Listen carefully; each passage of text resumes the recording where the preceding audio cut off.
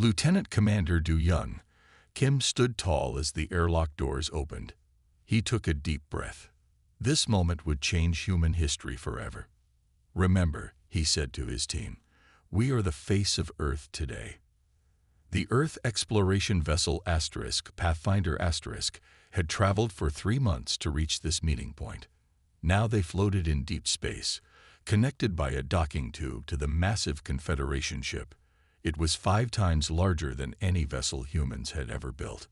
Diplomat Tahoe Park nodded and straightened his tie. I've practiced the greeting ritual 20 times. We'll be fine. Kim wasn't so sure.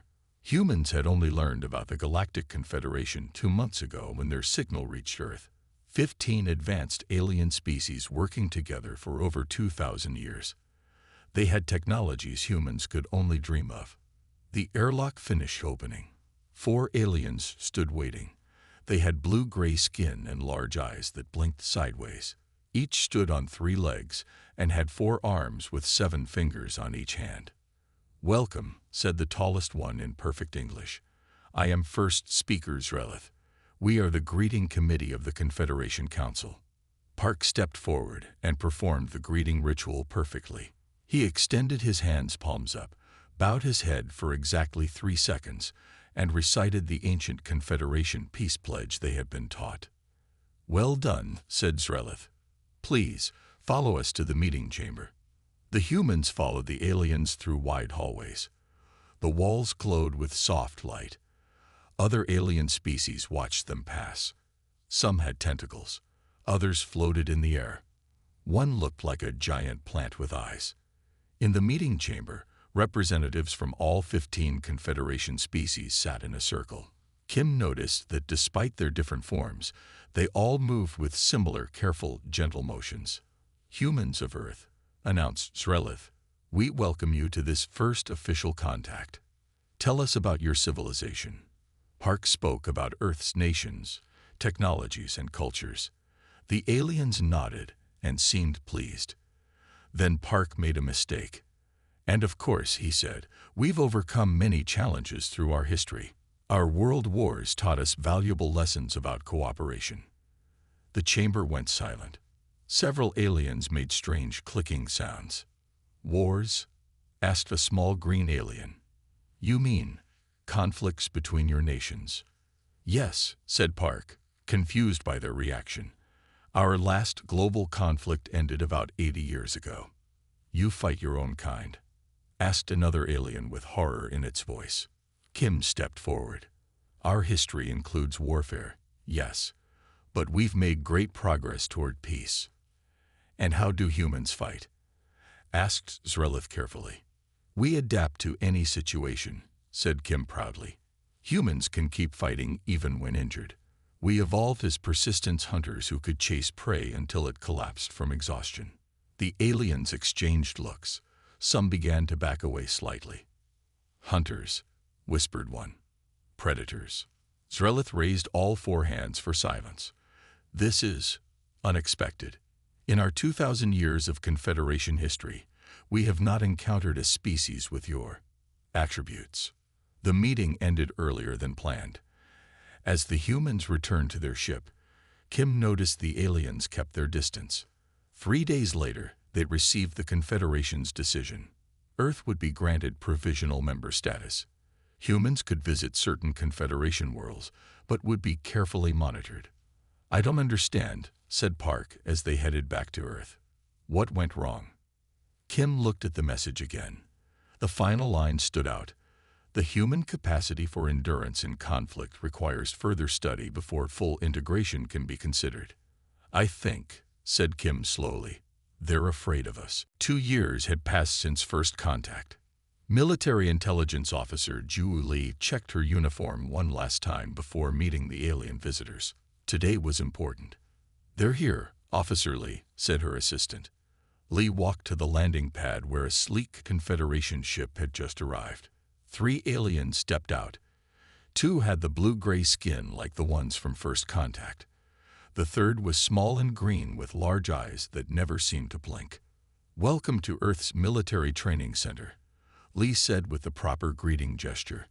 I'm Officer Ju Li. I'll be your guide." "We are most grateful," said the green alien. "I am Observer Thrix. We are here to understand your military practices." Lee noticed how Thrix hesitated on the word military. The Confederation had requested this visit, yet they seemed uncomfortable about it. "Please follow me," she said. "Today you'll see how we train our soldiers." The first stop was the obstacle course. Human soldiers climbed walls, crawled under barbed wire, and jumped over ditches. They were covered in mud and sweat, but they kept going. "They continue even when tired?" asked one of the blue aliens. "Of course," Lee said. "The training builds endurance. In real combat, you can't stop because you're tired." The aliens whispered to each other. Thrix made notes on a small device. Next, they watched hand-to-hand combat training. Two soldiers fought on mats, throwing each other down with loud thumps. "They are hurting each other," Thrix said, his green skin turning pale. "It's controlled," Lee explained. "They need to know how to fight if they lose their weapons." "You fight without weapons?" asked the blue alien. "With your bodies." Lee nodded. "Humans can use anything as a weapon if needed, even our hands." After lunch, they observed a battlefield simulation. Soldiers used training weapons that made noise but didn't fire real bullets. One team defended a hill while another attacked. They shouted, ran, and used tactics to outmaneuver each other. A soldier was hit and fell to the ground. His teammates dragged him behind cover while continuing to fight. "This one is injured. Why do the others not surrender?" asked Thrix. "One injured soldier doesn't end the mission," said Lee. "The team keeps fighting. Sometimes winning means taking hits but continuing forward." "And your soldiers accept this?" asked the blue alien. "They do more than accept it. They volunteer for it," said Lee. "Many consider it an honor." The last demonstration was a survival class. An instructor showed soldiers how to make shelters and find water in the wilderness. He demonstrated how to turn ordinary items into tools or weapons. "This stick and stone can become a spear," the instructor explained to the soldiers. "This belt can be a tourniquet or a weapon." Thrix turned to Lee. "Your people plan for all possible problems." "We try," said Lee. "Humans adapt. It's what we do best." That evening, the aliens asked to return to their ship earlier than planned. Lee overheard them talking as they left. "They're prepared for anything. They don't stop when injured. They turn ordinary things into weapons." 3 days later, the Confederation observers departed Earth completely. They filed their report with the Confederation Council, marked urgent and classified. Lee received a message from her superiors the next day. "Confederation has extended our provisional status indefinitely. They've requested no human ships approach their core worlds without special permission." She smiled to herself. The aliens weren't just cautious about humans anymore. They were afraid. 5 years had passed since Earth joined the Confederation as a provisional member. The research vessel Horizon drifted through space at the edge of Confederation territory. Science officer Haijin Kang stared at her screens, studying a nearby nebula. "Beautiful, isn't it?" Captain Juhyun Ryu said, walking onto the bridge. "The most colorful one we've seen," Kang agreed. The Horizon was not a warship. It carried 20 scientists and a crew of 15. Its mission was peaceful exploration and research. The alarm blared suddenly, making everyone jump. "Unknown ship approaching," reported the sensor officer, "not Confederation design." On the main screen, a dark vessel appeared. It was sharp and angular, like a knife cutting through space. It moved fast, heading straight for them. "Send the standard greeting," ordered Captain Ryu. Seconds later, the reply came, a burst of energy that shook the Horizon. "They're attacking us," shouted the communications officer. Captain Ryu gripped his chair. "Battle stations." Kang was surprised. The Horizon had only basic weapons for asteroid defense, but every human ship, even science vessels, had some combat training. Evasive maneuvers, Rue commanded. Redirect power to shields. The Horizon turned sharply, narrowly avoiding another energy blast. I'm analyzing their attack pattern, said Kang, typing quickly at her station. Their weapons charge for 3 seconds before firing. Can we use that? Asked Ryu. Kang nodded. Their shield frequency changes with each shot. There's a 2-second window when it's weakest. The enemy ship fired again, hitting the Horizon's engines. The lights flickered. We can't outrun them, said the pilot. Captain Rio made a decision. Then we fight. Charge our main deflector dish to match their shield frequency. Sir, protested the engineer, that could burn out our systems. We either try or die, said Rio calmly. The Horizon turned to face the attacking ship. When the enemy fired again, the humans were ready. Now, shouted Kang. The modified deflector dish sent back a concentrated energy pulse. It hit the enemy ship at exactly the right moment when its shields were weakest. The enemy vessel spun out of control. Again, ordered Ryu. 3 more precisely timed pulses, and the enemy ship went dark. Its engines failed, and it drifted in space. They're disabled, reported Kang. Life support is still functioning. Prepare a boarding team, said Ryu. Let's find out who attacked us. The boarding team found 7 aliens aboard the enemy ship. They had tough, scaly skin and sharp teeth. All were injured but alive. The humans treated their wounds and took them prisoner. 3 days later, a Confederation defense ship arrived. The alien admiral, a tall blue being named Zoltar, came aboard the Horizon. Impossible, Zoltar said, staring at the captured attackers. You defeated a Crivari warship with a research vessel. We had no choice, said Kang. No one defeats the Crivari, said Zoltar. They've terrorized the outer systems for decades. How did you do it? Kang shrugged. We noticed a pattern in their shield rotations and exploited it. Then we just kept fighting until we won. Zoltar's 3 eyes blinked rapidly. You say this as if it were simple. Wasn't it? Asked Kang.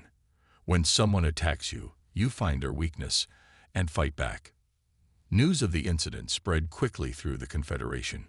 A human science vessel had done what military ships could not. The Confederation Council called an emergency meeting.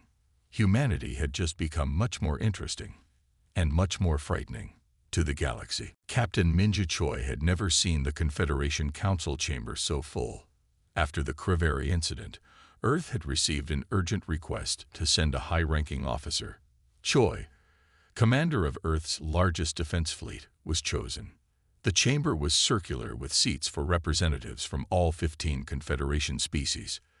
Choi sat alone in the center, feeling the weight of hundreds of alien eyes. The head counselor, a tall blue being named Sorath, stood. Captain Choi of Earth, thank you for coming. We have something important to tell you. Choi nodded respectfully. I'm honored to be here. What do you know about the Crivari? Asked Sorath. Only what we learned after they attacked our research vessel, said Choi. They're aggressive and have attacked Confederation borders before. Sorath's face darkened. The truth is much worse. The Crivari have terrorized this galaxy for over 5,000 years. Murmurs spread through the chamber. Choi waited quietly. Captain, continued Sorath, do you know why the Confederation was formed 2,000 years ago? For peace and mutual advancement, said Choi, reciting what all humans had been taught. No, said Sorath firmly. The Confederation was formed for survival, for protection against the Crivari. Choi sat up straighter. I don't understand. An older alien with wrinkled green skin stood up. Let me explain. I am Elder Krell.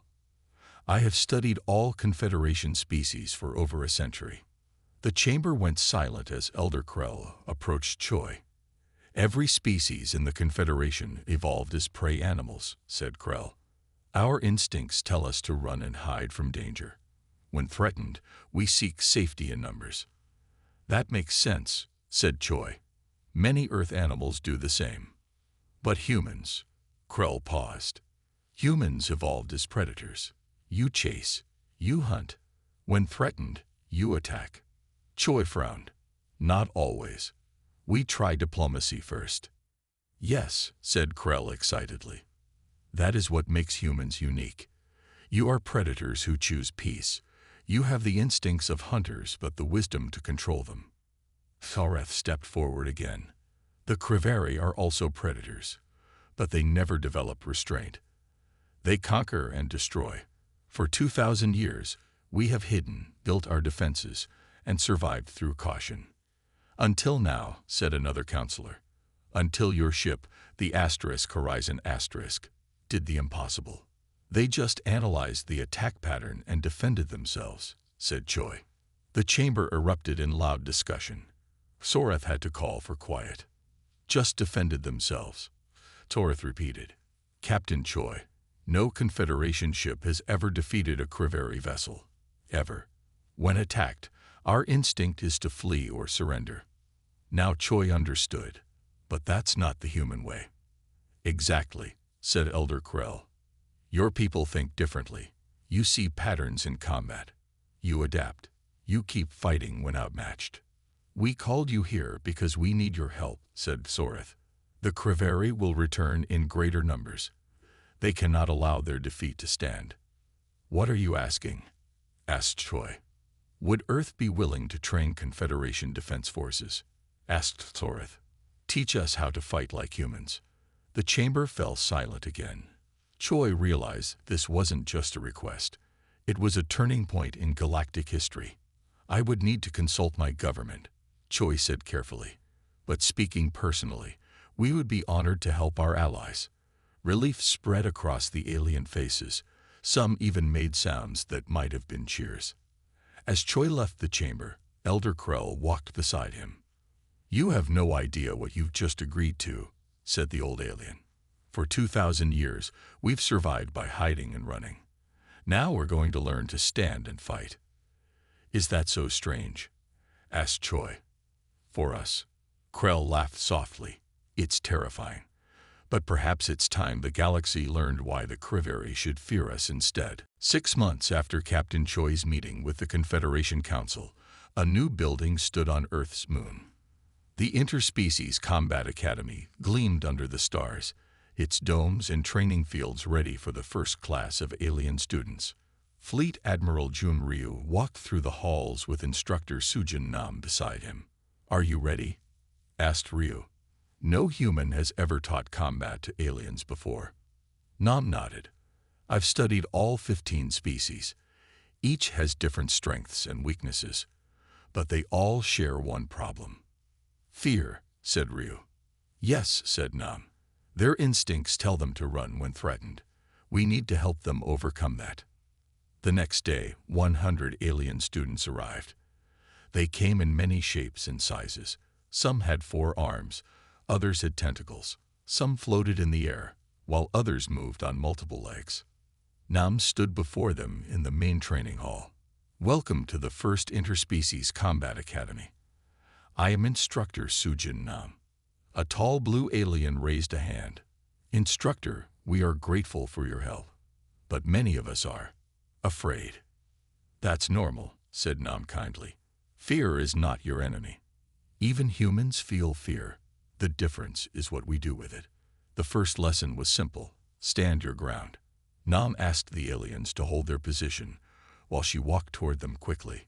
Almost all backed away. Again, she said patiently. Feel the fear, but don't move. They tried 20 times. By the end, half could stay in place.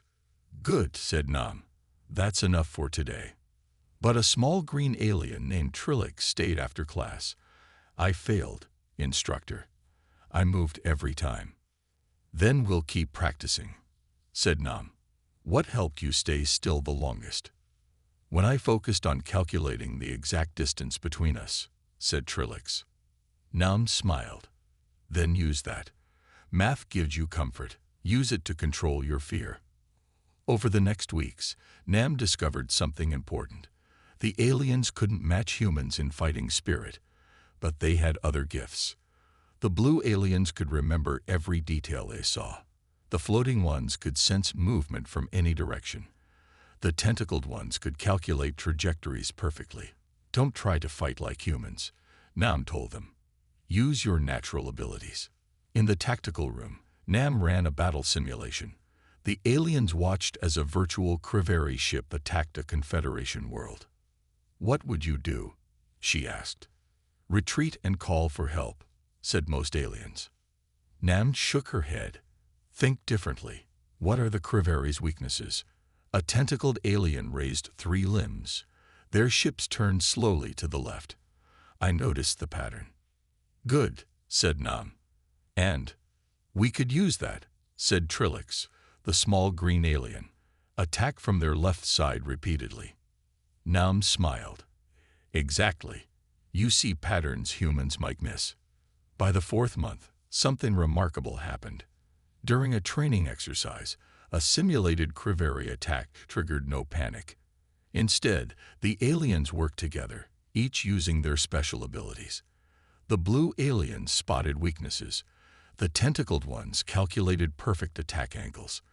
The floating ones coordinated movements from above. Admiral Ryu watched from the observation deck. Impressive.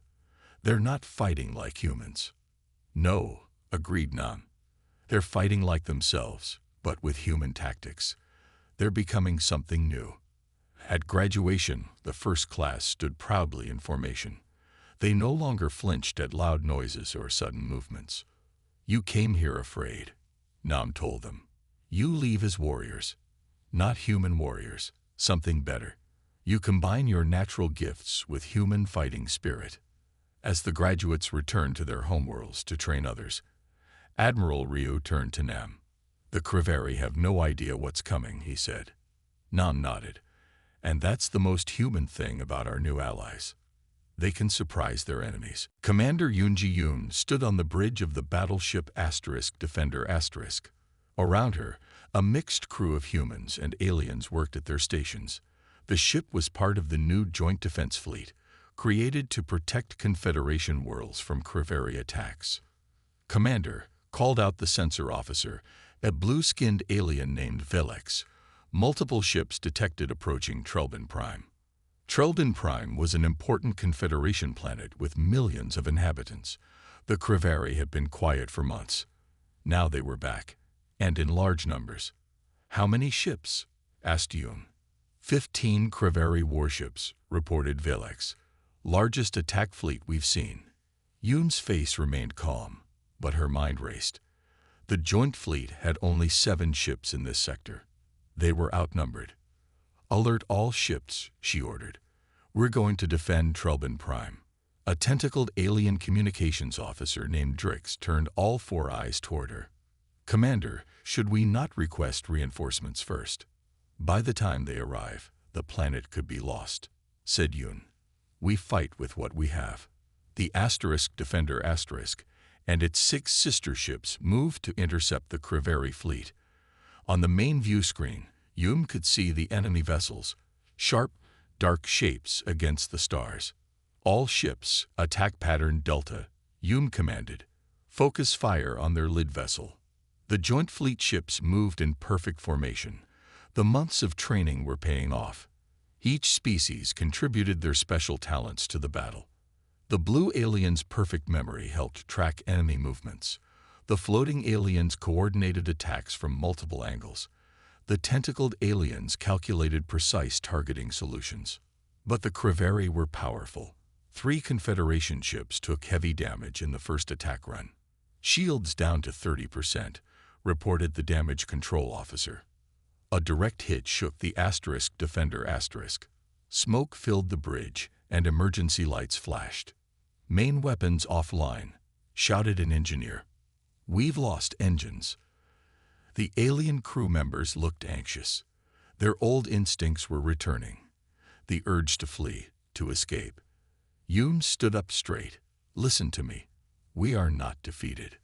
But Commander, protested Drix, we're disabled and outnumbered. Then we change the plan, said Yoon firmly. Redirect all power to forward shields. Prepare for ramming speed. The bridge went silent. Even the human crew members looked shocked. You want to ram the Crivari command ship? Asked Velix, his blue skin paling. Exactly, said Yoon. They won't expect it. The Academy taught you to think differently, remember. Sometimes the best defense is a surprise attack. The alien crew hesitated, then turned to their stations with new determination. The humans among them nodded with approval. Emergency power to engines, ordered Yoon. Set course directly for the Crivari flagship.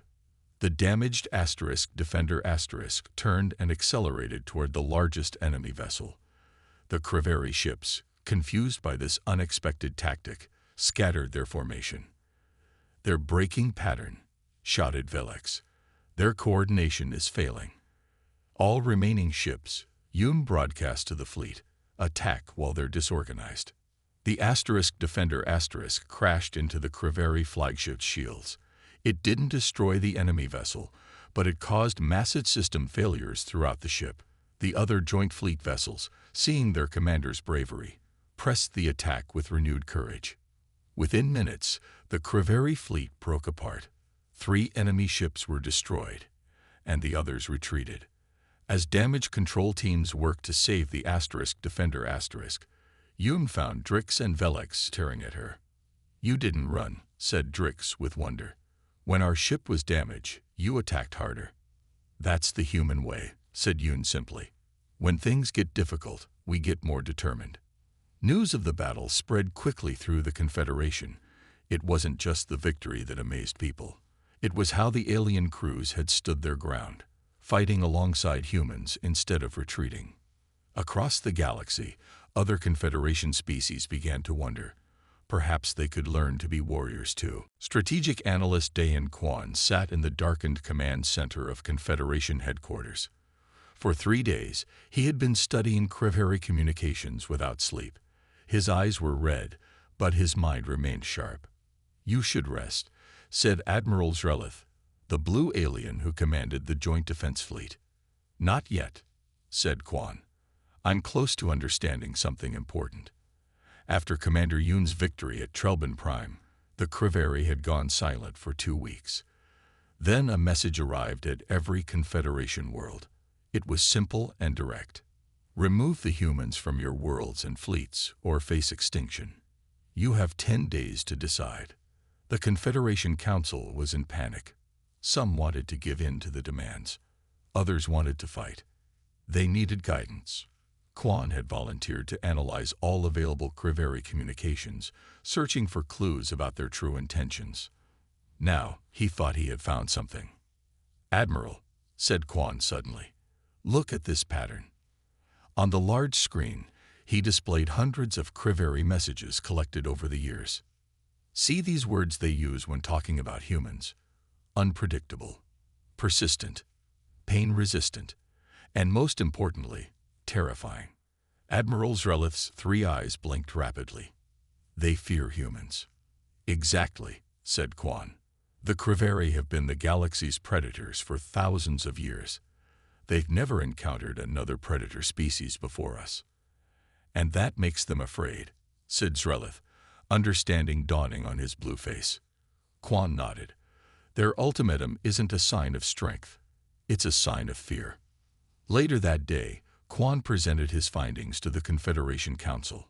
The large chamber was filled with representatives from all worlds. The Crivari are trying to separate us from our human allies because they're afraid of what humans can do, Kwan explained. I suggest a new approach. What do you propose? Asked the head counselor. Psychological warfare, said Kwan. Let's show the Crivari exactly what they fear. The plan was bold and controversial. Kwan's team gathered videos from Earth. Soldiers continuing to fight while wounded, athletes breaking bones and continuing their matches, explorers surviving in harsh conditions, and historical battles where humans fought against impossible odds. They added footage from human entertainment, action movies, combat sports, and survival shows. They even included children's playground games that looked surprisingly violent to alien eyes. Are we sure this is wise? Asked a nervous counselor. These images are disturbing. That's the point, said Quan. The Creveri need to understand who they're threatening. On the 9th day, just before the ultimatum deadline, the Confederation broadcast Quan's compilation to every Creveri communication channel. For 6 hours, the Creveri received nothing but images of human resilience, toughness, and fighting spirit. The effect was immediate and unexpected. Sir, called the censor officer, half the Creveri fleet is powering down weapons. They're retreating. Quan watched the screens as ship after ship turned away from Confederation space. The Creveri had seen humans continuing to fight with broken limbs, surviving in the harshest environments, and sacrificing themselves for others without hesitation. They didn't fire a single shot, said Admiral Zrelith in amazement. You defeated them with images. Not images, corrected Quan. Truth. The truth about humanity. 3 days later, a message arrived from the remaining Creveri ships. We request peace talks. No humans present. The Confederation Council erupted in celebration. For the first time in 5,000 years, the Creveri were asking for peace instead of demanding surrender. As Quan left the council chamber, Admiral Zrelith stopped him. The galaxy has changed, said the blue alien. For millennia, we feared the Creveri. Now the Creveri fear humans. And you? Asked Quan. Do you still fear us? Zrelith made the Confederation gesture of deep respect. We fear what you could do, but we trust what you choose to do. That is the difference. 10 years had passed since Earth's first contact with the Galactic Confederation. Diplomat Jai Park stood before the expanded council chamber, now twice its original size. Representatives from 23 species filled the seats. The original 15 Confederation members, humans, and 7 new species who had joined after the Creveri threat diminished. Park wore her formal diplomatic uniform with the new emblem of Earth, a handshake over a background of stars. Honored representatives, she began, her voice clear and strong. Today marks the 10th anniversary of humanity's introduction to the galaxy. What a journey it has been. The chamber erupted in the various sounds that represented applause across the different species. 10 years ago, continued Park, humans were granted provisional membership in the Confederation. Today, I am honored to accept Earth's permanent position on the High Council and leadership of the Defense Committee. A tall blue alien, Supreme Counselor Xelith, stood beside her. We welcome Earth as our full partner. Without humans, we might still live in fear of the Creveri. Park nodded in acknowledgement. The peace talks with the Creveri had succeeded beyond anyone's expectations. After seeing humans in action, the Creveri had requested a formal treaty and withdrawn to their home systems. The Creveri have asked one final condition for the lasting peace treaty, said Xelith. They request that no humans be present at the signing ceremony. Laughter rippled through the chamber. We'll honor their request, said Park with a smile. Sometimes the greatest victory is when your former enemy respects you too much to face you. After the formal ceremony, Park met with a small group of the original Confederation species in a private chamber. Elder Krell, now bent with age, was among them. Diplomat Park, said the old alien, I have lived long enough to see something I never imagined. A galaxy where predator and prey species live together in peace. Is that how you still see us? Asked Park. As predators? Yes, said Krell honestly, but predators who chose a different path. That is what makes humans unique in our experience. Xelith joined the conversation. We have studied your history extensively. Humans have fought terrible wars against each other. You've created weapons that could destroy your own world. Yet you also build, create, and protect. We're complicated, agreed Park. Humans can be gentle or fierce, depending on the situation. That is precisely what makes you terrifying to species like the Creveri, said Krell. They understood only conquest. You showed them that true strength comes from restraint. Park looked out the window at the stars.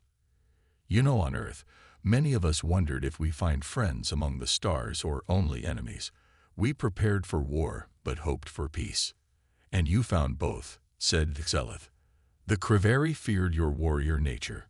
We came to respect it. As the gathering ended, Park prepared to return to her ship. A young blue alien approached her hesitantly. Diplomat Park, he said, I trained at the academy on Earth's moon. I learned that humans have a saying. The strongest warrior is the one who never needs to fight. Park smiled.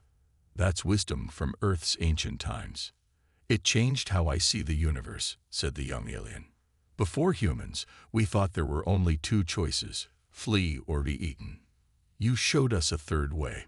Later, aboard her ship heading back to Earth, Park recorded her final thoughts in her personal log. The galaxy feared us for our capacity for violence, but came to respect us for our capacity for restraint. Other species see us as terrifying warriors, but the truth is more complex.